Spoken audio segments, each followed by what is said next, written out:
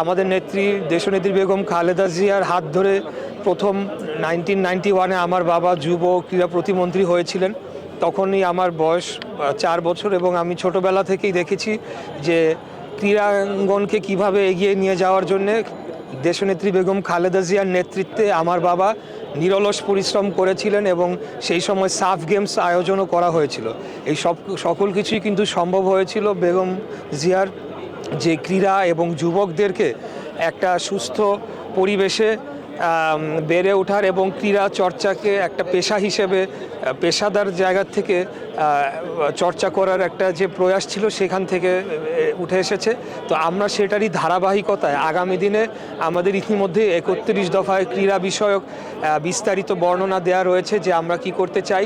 এর মধ্যে বিশেষভাবে যদি আমি উল্লেখ করতে চাই যে প্রত্যেকটা ওয়ার্ডে বাংলাদেশ জাতীয়তাবাদী দল যদি আগামী দিনে নির্বাচিত হয়ে রাষ্ট্র ক্ষমতায় আসে, প্রত্যেকটি ওয়ার্ডে একটি করে খেলার মাঠ স্থাপন করার পরিকল্পনা আমাদের সরকারের রয়েছে যদি ভবিষ্যতে আমরা সরকার গঠন করতে পারি। তো এই ধরনের উদ্যোগগুলোকে যেমন আমরা এগিয়ে নিয়ে যাব, তেমনিভাবে সার্কভুক্ত দেশগুলোর মাধ্যমে যে সাফ গেমস আয়োজন হয় সেই সাফ গেমসকে আমরা কিভাবে পুনরুজ্জীবিত করে এটার মাধ্যমে আমাদের যে এখন কূটনৈতিক টানাপোড়েন চলছে দক্ষিণ পূর্ব এশিয়ায় সেটা নিরসনে ভূমিকা রাখা যায় সেই চেষ্টা যেমন করা হবে।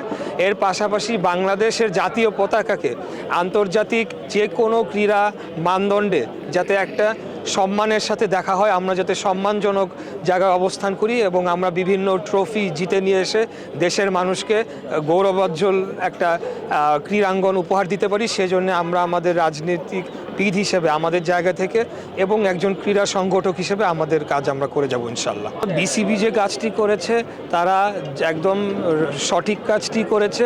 এখানে আমাদের খেলোয়াড়দের নিরাপত্তার বিষয়, বিসিবি কোনো রাজনৈতিক সংগঠন নয়, তারা কেবল নিরাপত্তার বিষয়টি বিবেচনায় নিয়ে আমার বিশ্বাস যে চিঠিটি দিয়েছে সেখানে আমাদের খেলোয়াড়রা নিরাপদ নয়, সঠিক কাজটি করেছে।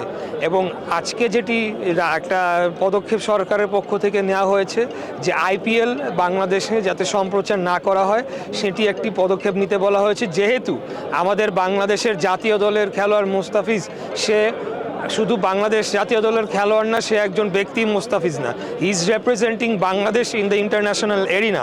তো তার প্রতি যে কোনো ধরনের অসম্মান করা মানে বাংলাদেশের প্রতি অসম্মান করা।